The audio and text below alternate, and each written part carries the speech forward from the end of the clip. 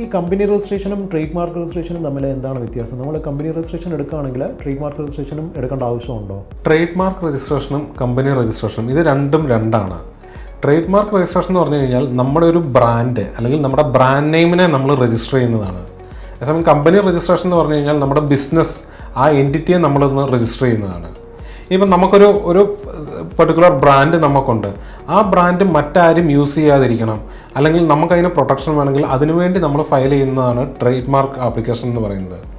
Trade mark application നമ്മൾ file ചെയ്ത് കഴിഞ്ഞാൽ നമുക്ക് ആപ്ലിക്കേഷൻ ഫയൽ ചെയ്താൽ ഉടനെ തന്നെ നമുക്ക് നമ്മുടെ ആപ്ലിക്കേഷൻ ഈ ട്രേഡ് മാർക്ക് രജിസ്ട്രാർ അക്സെപ്റ്റ് ചെയ്ത് കഴിഞ്ഞാൽ ആ മൊമെൻറ്റ് മുതൽ നമുക്ക് നമ്മുടെ ലോഗോയുടെ കൂടെ TM എന്നുള്ള വേർഡ് നമുക്ക് യൂസ് ചെയ്യാം. പല ലോഗോസിലും നമ്മൾ കണ്ടിട്ടുണ്ടാകും. ചിലതിൽ TM ആയിരിക്കും, ചിലത് R ആയിരിക്കും. അപ്പം ഈ TM R തമ്മിലുള്ള ഡിഫറൻസ് എന്താണെന്ന് വെച്ച് കഴിഞ്ഞാൽ നമ്മൾ ട്രേഡ് മാർക്കിന് അപ്ലൈ ചെയ്ത് കഴിഞ്ഞാൽ അല്ലെങ്കിൽ നമ്മുടെ ആപ്ലിക്കേഷൻ എപ്പോഴാണോ അക്സെപ്റ്റ് ചെയ്യുന്നത് ആ മൊമെൻറ്റ് മുതൽ നമുക്ക് TM എന്നുള്ളത് യൂസ് ചെയ്യാം. എന്ന് വെച്ചാൽ അത് ഇംപ്ലൈ ചെയ്യുന്നത് ഓൾറെഡി ഈ ലോഗോ ആരോ ട്രേഡ് മാർക്കിന് അപ്ലൈ ചെയ്തിട്ടുണ്ട് എന്നാണ് അതിൽ നിന്ന് നമ്മൾ മനസ്സിലാക്കേണ്ടത്. ഇനിയിപ്പം R എന്നുള്ള ഇതിലേക്ക് നമുക്ക് വരണമെന്നുണ്ടെങ്കിൽ ഈ ട്രേഡ് മാർക്ക് ആപ്ലിക്കേഷൻ, നമ്മൾ അപ്ലൈ ചെയ്ത ആപ്ലിക്കേഷൻ രജിസ്ട്രാർ അപ്രൂവ് ചെയ്യണം, അല്ലെങ്കിൽ അവരെ അക്സെപ്റ്റ് ചെയ്തിട്ട് നമുക്ക് രജിസ്ട്രേഷൻ സർട്ടിഫിക്കറ്റ് തരണം. നിങ്ങളാണ് ഇതിൻ്റെ രജിസ്റ്റേർഡ് ഓണർ എന്നും പറഞ്ഞ് നമുക്കൊരു രജിസ്ട്രേഷൻ സർട്ടിഫിക്കറ്റ് കിട്ടും. ആ സർട്ടിഫിക്കറ്റ് കിട്ടിയെങ്കിൽ മാത്രമേ നമുക്ക് R യൂസ് ചെയ്യാൻ പറ്റുള്ളൂ. അപ്പം നമ്മൾ 10 വർഷമാണ് ഇപ്പം ട്രേഡ് മാർക്കിൻ്റെ വാലിഡിറ്റി എങ്കിൽ ആ 10 വർഷം കഴിഞ്ഞിട്ട് നമ്മളിപ്പം ട്രേഡ് മാർക്ക് റിന്യൂ ചെയ്തില്ലെങ്കിലോ, നമ്മളിപ്പം റിന്യൂ ചെയ്തില്ലെങ്കിൽ വേറൊരാൾക്ക് അത് എടുക്കാൻ പറ്റുമോ? നമ്മുടെ ട്രേഡ് മാർക്ക് വേറൊരാൾക്ക് രജിസ്റ്റർ ചെയ്യാൻ പറ്റുമോ 10 വർഷം കഴിഞ്ഞാൽ?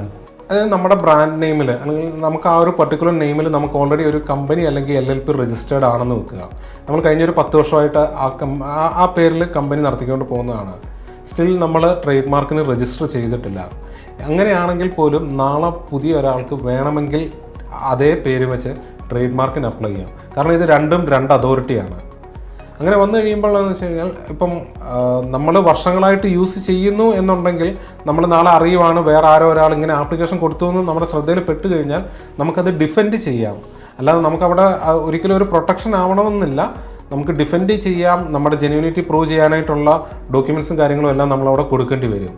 അപ്പോൾ അങ്ങനെ നമ്മൾ ഒരു 10 വർഷത്തെ ഹിസ്റ്ററി കാണിക്കാനായിട്ട് നമ്മുടെ കമ്പനിയുടെ രജിസ്ട്രേഷൻ സർട്ടിഫിക്കറ്റോ അങ്ങനെ എന്തെങ്കിലുമൊക്കെ ആയിരിക്കും നമ്മളവിടെ കൊടുക്കാൻ പോകുന്നത്. അതേസമയം തന്നെ മറ്റേ പാർട്ടി കഴിഞ്ഞ 15 വർഷമായിട്ട് ഞാനിത് യൂസ് ചെയ്യുന്നുണ്ട് എന്ന് പറഞ്ഞ് വേറെ ജെന്യുവിൻ ആയിട്ടുള്ള എന്തെങ്കിലും പ്രൂഫുകൾ അവിടെ കൊണ്ട് സബ്മിറ്റ് ചെയ്ത് കഴിഞ്ഞാൽ സ്വാഭാവികമായിട്ടും ആ വ്യക്തിക്കായിരിക്കും മുൻഗണന പോകുന്നത്. ട്രേഡ് മാർക്കിൻ്റെ കേസിൽ നമുക്ക് ട്രേഡ് മാർക്കിനകത്ത് പല ക്ലാസ്സസ് ഉണ്ട്. ഓൾമോസ്റ്റ് 50 to 54 ക്ലാസ്സസ് ഉണ്ട്. അതായത് ഓരോ ടൈപ്പ് ഓഫ് ബിസിനസ് ഓരോ ക്ലാസ്സിലായിരിക്കും വരുന്നത്. ഒരു എക്സാമ്പിൾ പറഞ്ഞു കഴിഞ്ഞാൽ ഇപ്പം ടെക്സ്റ്റൈൽ ഇൻഡസ്ട്രിയാണ്, നമ്മൾ ടെക്സ്റ്റൈൽ ബിസിനസ്സാണ് ചെയ്യുന്നതെങ്കിൽ അതൊരു പെർട്ടിക്കുലർ ക്ലാസ്സിലായിരിക്കും. ഞാനൊരു ടെലികോം ഇൻഡസ്ട്രിയിലാണ് ബിസിനസ് ചെയ്യുന്നതെങ്കിൽ അതിന് വേറൊരു ക്ലാസ് ആയിരിക്കും. ഫുട്വെയർസ് ആണെങ്കിൽ വേറൊരു ക്ലാസ്. ഇനിയിപ്പം ഫുഡ് ഇൻഡസ്ട്രി ആണെങ്കിൽ അങ്ങനെ 50-54ഓളം ക്ലാസ്സുകളുണ്ട്. അപ്പം ഇതിൽ നമ്മൾ ആദ്യം നമ്മുടെ ബിസിനസ് ഏത് ക്ലാസ്സിലാണ് വരുന്നത് നമ്മൾ നോക്കുക. അപ്പം നമ്മുടെ ബിസിനസ് ഇപ്പം ഒരു പെർട്ടിക്കുലർ ക്ലാസ്, ഒരു 25 എന്ന് പറയുന്ന ആ ഒരു ക്ലാസ്സിൽ മാത്രമാണ് നമ്മുടെ ബിസിനസ് വരുന്നതെങ്കിൽ നമ്മൾ ആ ഒരു ക്ലാസ്സിലേക്ക് മാത്രം അപ്ലൈ ചെയ്താൽ മതി. ഇനിയിപ്പം നമ്മുടെ ബിസിനസ് ചിലപ്പം മൾട്ടിപ്പിൾ ക്ലാസ്സസിൽ വന്നു എന്ന് വരാം. 25, 26, 27 ഈ 3 ക്ലാസ്സിനകത്തും നമ്മുടെ ഈ പ്രൊഡക്റ്റ് ടച്ച് ചെയ്ത് പോകുന്നുണ്ടെന്ന് വെക്കുക. അങ്ങനെയാണെങ്കിൽ നമ്മൾ ഈ 3 ക്ലാസ്സിലും പ്രൊട്ടക്ഷൻ കിട്ടണമെങ്കിൽ ഈ 3 നമ്മൾ 3 ആപ്ലിക്കേഷൻ ഫയൽ ചെയ്യേണ്ടി വരും. ഒരു ക്ലാസ്സിൽ നമുക്ക് അപ്രൂവൽ കിട്ടി, അല്ലെങ്കിൽ നമ്മൾ അതിൻ്റെ രജിസ്റ്റേർഡ് ഓണർ ആയി എന്നുള്ളൊരു കാരണം കൊണ്ട് നമുക്ക് ബാക്കിയുള്ള ക്ലാസ്സുകളിൽ പ്രൊട്ടക്ഷൻ കിട്ടണമെന്നില്ല. ട്രേഡ് മാർക്ക് നമുക്ക് മൾട്ടിപ്പിൾ ക്ലാസ്സസിൽ ചിലപ്പം അപ്ലൈ ചെയ്യേണ്ടതായിട്ടുള്ള സാഹചര്യങ്ങൾ വരും.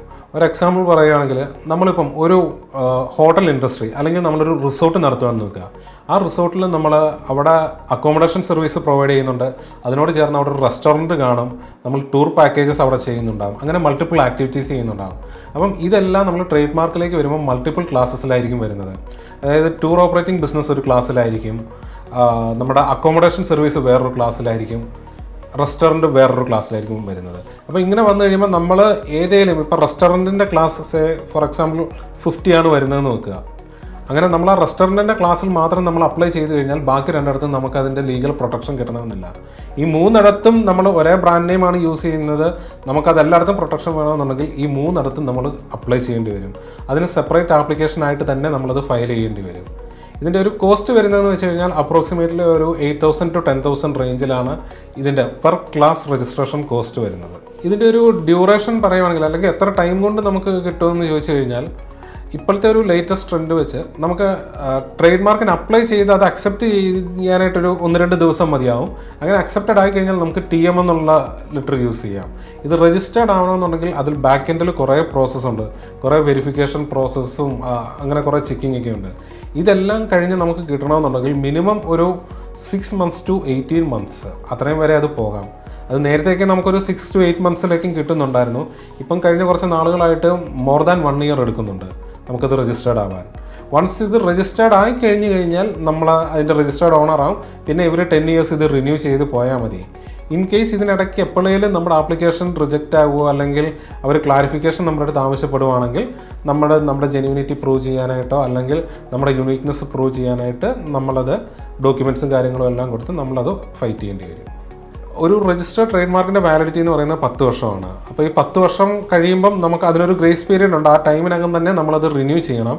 ഇൻ കേസ് നമ്മളത് റിന്യൂ ചെയ്യാൻ വിട്ടുപോയി എന്നുണ്ടെങ്കിൽ വേറൊരാൾക്ക് വേണമെങ്കിൽ ഇതേ മാർക്ക് യൂസ് ചെയ്യുന്നതിന് ഒബ്ജക്ഷൻ ഒന്നുമില്ല. അങ്ങനെ പിന്നെ നമുക്കത് ചെയ്യാൻ പറ്റുന്ന വെച്ചാൽ അങ്ങനെ വേറൊരാൾ യൂസ് ചെയ്യുന്നു എന്ന് നമ്മുടെ ശ്രദ്ധയിൽ പെട്ട് കഴിഞ്ഞാൽ പിന്നെ നമുക്ക് ഈ ഓൾറെഡി നേരത്തെ രജിസ്റ്റേർഡ് ആയിട്ടുള്ള സർട്ടിഫിക്കറ്റ് വെച്ച് അത് ഡിഫെൻഡ് ചെയ്ത് ഫൈറ്റ് ചെയ്ത് നമ്മൾ കോർട്ടിൽ പോയി അത് നമ്മൾ ക്ലെയിം ചെയ്യാന്നുള്ളതേ അതിനകത്തൊരു ഓപ്ഷനുള്ളൂ.